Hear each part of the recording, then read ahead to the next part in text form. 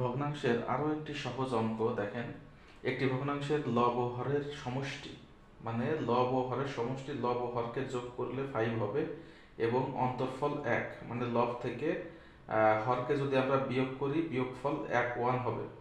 ভগ্নাংশটি কত? তো আমরা দেখি অপশন থেকেই আমরা উত্তরটি পেয়ে যাব।